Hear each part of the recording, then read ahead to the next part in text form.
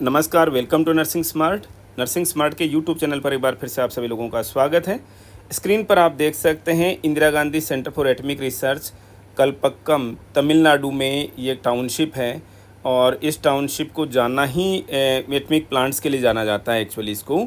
तो इसकी एक यहाँ पर एडवर्टाइजमेंट नोटिफिकेशन आई है, department of atomic energy government of India की वैकेंसीज हैं। ये पे स्ट्रक्चर वही रहेगा जो कि गवर्नमेंट ऑफ इंडिया का सेंट्रल गवर्नमेंट इंस्टीट्यूट्स में एम्स में पेमेंट स्ट्रक्चर जो रहता है। तो चलिए शुरू करते हैं, क्या है इस सेशन में, क्या है इस एडवर्टाइजमेंट नोटिफिकेशन में नर्सिंग कैडर को लेकर के। आप देख सकते हैं पोस्ट कोड का नाम NUR01, पोस्ट का नाम नर्सिंग ऑफिसर ग्रेड ए, पे मैट्रिक्स लेवल 7, इनिशियल बेसिक जो हो 44,900 रहेगी। टोटल नंबर ऑफ वैकेंसीज 27 है, जिसका ब्रेकअप हम अभी देखने वाले हैं। मैक्सिमम एज लिमिट 30 साल रहेगी जनरल कैंडिडेट्स के लिए। SC ST OBC को गवर्नमेंट ऑफ इंडिया के हिसाब से जो एज में रिलैक्सेशन मिलना चाहिए वो रहेगा। एजुकेशनल क्वालिफिकेशन और पोस्ट का ब्रेकअप देख लेते हैं। टोटल नंबर ऑफ पोस्ट 27 है, जिसमें से 10 जनरल की पोस्ट हैं, अनरिजर्व हैं। OBC की 7 पोस्ट हैं, SC की 4, ST की 2 और AWS के लिए टोटल नंबर ऑफ पोस्ट 4 हैं।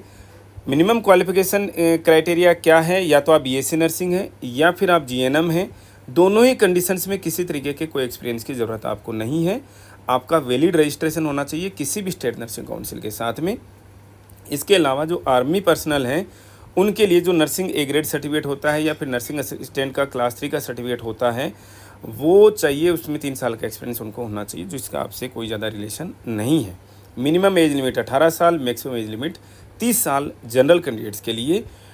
टोटल इमोलमेंट्स 44,900 की बेसिक प्लस अलाउंस से जो हमने सैलरी स्ट्रक्चर बता रखा आज के हिसाब से एग्जैक्टली वही सैलरी स्ट्रक्चर रहेगा हर एक जगह पर। सबसे मेन इंपॉर्टेंट फेज आ जाती है सिलेक्शन क्राइटेरिया क्या रहेगा। यहाँ पर सिलेक्शन का जो क्राइटेरिया है वो यहाँ पर 3 स्टेजेज के अंदर सिलेक्शन रहेगा, प्रीलिम्स, एडवांस और ट्रेड और स्किल टेस्ट। प्रीलिम टेस्ट में ये प्रीलिम्स और एडवांस टेस्ट एक ही दिन एक साथ में होंगे, यानी कि प्रीलिम्स जो है वो 1 घंटे का होगा, तुरंत का तुरंत आपको एडवांस का पेपर मिल जाएगा जो कि 2 घंटे का होगा। प्रीलिम्स के पेपर में टोटल 50 क्वेश्चन होंगे, तो इसमें भी टोटल 50 क्वेश्चन होंगे। प्रीलिम्स के पेपर में 50 क्वेश्चन जो हैं केवल और केवल एप्टीट्यूड के रहेंगे। ये 50 क्वेश्चन जो हैं एडवांस वाले जो हैं वो किसके रहेंगे, केवल और केवल नर्सिंग कैडर से रहेंगे। ठीक है, इन 50 क्वेश्चंस के लिए आपको टाइम जो है वो 1 घंटे का हमने ऑलरेडी बता दिया है। क्या होगा 50 क्वेश्चन में, 20 क्वेश्चन मैथमेटिक्स के रहेंगे, 20 क्वेश्चन जनरल साइंस के और 10 क्वेश्चन जो है वो जनरल अवेयरनेस के रहेंगे। ये होगा प्रीलिम्स का टेस्ट। इसमें आपको मिनिमम, अब इससे क्या क्या मेरिट बनी है, इससे कोई मेरिट नहीं बनेगी। आपको जनरल कैंडिडेट हैं तो आपको 40% नंबर लाने पड़ेंगे आगे जाने के लिए, यानी कि टोटल 20 नंबर आपको लेकर के आने पड़ेंगे जनरल कैंडिडेट्स को। इसके अलावा जितनी भी रिजर्व कैटेगरीज हैं उनको 15 नंबर लाने पड़ेंगे, यानी 30% नंबर आपको लाने पड़ेंगे। जिस भी जनरल कैंडिडेट के 20 और जिस भी रिजर्व कैटेगरी के कैंडिडेट के 15 नंबर आ गए, वो सारे के सारे स्टेज 2 के लिए जाएंगे। हालांकि अपीयर सब के सब हो रहे हैं, लेकिन अब पेपर उन्हीं का चेक होगा स्टेज 2 वाला जिनके प्रीलिम्स में इतने मार्क्स आएगा। एडवांस टेस्ट जो है वो टोटल कितना घंटे का होगा, 2 घंटे का होगा। क्वेश्चन इसमें भी 50 ही होंगे। सारे के सारे क्वेश्चन जो हम नर्सिंग से आएंगे, बता नहीं रखा है, लेकिन सारे क्वेश्चन नर्सिंग से आएंगे। दोनों स्टेजेज में आपको क्या निगेटिव मार्किंग है, यस है, कितनी है 1/3। सही क्वेश्चन के लिए 3 नंबर मिलेंगे, गलत क्वेश्चन का 1 नंबर आपका काट लिया जाएगा। अब स्टेज 2 से आगे जाने के लिए, यानी स्टेज 2 से आगे क्या है, मेन मेरिट जो है वो स्टेज 2 की ही बनेगी, यानी कि स्टेज 2 जो उसकी मेरिट बनेगी। और इसमें मिनिमम मार्क्स जो हैं आपके कितने आ जाने चाहिए, जनरल कैंडिडेट के लिए आने चाहिए 30% आ जाने चाहिए, यानी 15 नंबर, और रिजर्व कैंडिडेट्स के लिए आ जाने चाहिए कितने 20%, यानी कि 10 नंबर। लेकिन इतने में तो काम चलेगा नहीं, तो उन्होंने तो क्राइटेरिया बता रखा है कि साहब इतने मिनिमम क्वालिफिकेशन मार्क्स हैं जी, वो तो मेरिट ही बनेगी। अब इन कैंडिडेट्स की मेरिट क्या बनेगी या क्या होना है, लगभग मान लीजिए 27 पोस्ट हैं, तो लगभग 125 से लेकर के 150 कैंडिडेट्स तक आपको स्टेज 3 यानी स्किल टेस्ट के लिए बुलाया जाएगा, ट्रेड टेस्ट के लिए आपको बुलाया जाएगा। मेरिट हालांकि इसी से बननी है, ठीक है ना, ये नोट कर लीजिएगा, मेरिट इसी से बनेगी। और मेरिट इसमें टाई रहने के जहाँ पर भी चांसेज होंगे, तो उन कंडीशंस में क्या होगा, जिसमें सबसे पहले तो स्टेज 2 में सबसे ज़्यादा मार्क्स जिसके आए हैं, फिर स्टेज 1 में जिसके सबसे ज़्यादा मार्क्स आए हैं, अगर कोई टाई रह गया तो फिर स्टेज 1 में की भी बात आ गई, तो निगेटिव मार्क्स जो हैं किसके कम हैं वो देखा जाएगा। फिर भी अगर अभी टाई है तो देखा जाएगा कि मैथमेटिक्स में किसके सबसे ज़्यादा मार्क्स हैं, फिर भी टाई है तो साइंस में किसके ज़्यादा मार्क्स हैं, यहाँ तक नौबत नहीं आएगी। हमने बता दिया आप लोगों को कि स्टेज 1 और स्टेज 2 का एग्ज़ाम एक साथ में ही होगा। स्टेज 2 के पेपर उन्हीं के चेक होंगे, पेपर उन्हीं का चेक होगा जिनके स्टेज 1 में जनरल कैंडिडेट के लिए 40, रिजर्व कैटेगरी में मतलब 30%, यानी कि 20 और 15 नंबर आ गए हैं। ठीक है।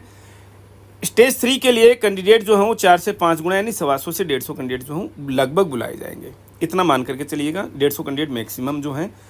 अब इसमें क्या होगा, इसमें बताने रखा, लेकिन 50% मार्क्स आपके आने चाहिए। मतलब जो एक तरीके से इंटरव्यू हो गया, ये इंटरव्यू वैसे नहीं है, लेकिन जो भी है स्पोर्टिंग वगैरह जैसे कुछ भी पूछ लें, चाहे वो इंस्ट्रूमेंट्स वगैरह कुछ भी पूछें, वो उसमें देखा जाएगा। मिनिमम जो भी 10 नंबर रखे हुए हैं तो 5 नंबर आने चाहिए, 100 रखे हुए हैं तो 50 नंबर आपके आने चाहिए। मेरिट में इसका कोई भी रोल नहीं है, आपको केवल पास होना है। मेरिट बनेगी केवल और केवल स्टेज 2 से, जिसमें कि केवल और केवल नर्सिंग के मार्क्स हैं। स्टेज 2 यहाँ पर आपका स्ट्रॉन्ग होना चाहिए। आगे जाने के लिए आपका एप्टीट्यूड भी अच्छा होना चाहिए, जो कि हम वेरियस जो हमारे कोर्सेज हैं उनके अंदर हम पढ़ाते हैं आप लोगों को। तो ये चीज़ें हो गई इसके सिलेक्शन को लेकर के। फ़ीस की बात करते हैं तो फ़ीस कोई ज़्यादा नहीं है। जनरल कैंडिडेट्स के लिए 200 रुपये फ़ीस है, लेकिन फीमेल कैंडिडेट्स के लिए कोई फ़ीस नहीं है। यानी फीमेल कैंडिडेट्स के लिए कोई फ़ीस नहीं है, चाहे जनरल क्यों, SC क्यों, ST की, WS, OBC सब के लिए फ़ीस माफ़ है। SC ST कैंडिडेट्स मेल के लिए भी फ़ीस नहीं है। SC ST के कैंडिडेट्स हैं जो हैं उनके लिए मेल्स के लिए फ़ीस नहीं है। पर्सन्स विद बेंचमार्क डिसेबिलिटीज़ हैं उनके लिए भी कोई फ़ीस नहीं है।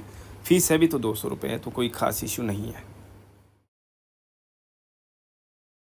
यहाँ पर 5 नंबर पॉइंट पर आकर आपको कंफ्यूज होने की ज़रूरत नहीं है, क्योंकि कुछ जो साइंटिफिक ऑफिसर ED, C और साइंटिफिक असिस्टेंट BC, ये इनके लिए केवल और केवल पर्सनल इंटरव्यू होना है। तो ये लोग भी ऑनलाइन अप्लाई करेंगे, लेकिन इनको जो ऑनलाइन एप्लीकेशन का प्रिंट आउट जो निकाल करके दिए गए एड्रेस पर भेजना है, आप लोगों को नहीं भेजना। नोट कर लीजिएगा चीज़ों को।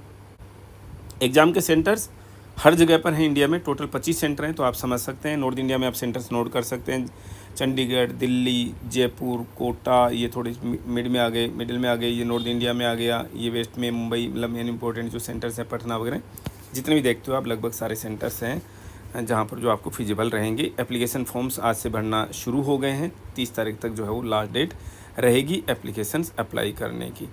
ये सारी चीज़ें हमने आप लोगों को इससे रिलेटेड जो जो इम्पोर्टेंट चीज़ें थी आप लोगों के साथ में डिस्कस कर ली हैं। सिलेक्शन का क्राइटेरिया हमने आप लोगों को यहाँ पर बता दिया है, और बता दिया कि कितने पोस्ट हैं, क्या एक्सपीरियंस की ज़रूरत है, क्या सभी कैंडिडेट्स एलिजिबल हैं इसके लिए। जिनकी भी डिग्री हो गई, रजिस्ट्रेशन हो गया, सब के सब एलिजिबल हैं। सेशन में इतना ही, मिलेंगे वेरी नेक्स्ट अपडेट के साथ। Thank you.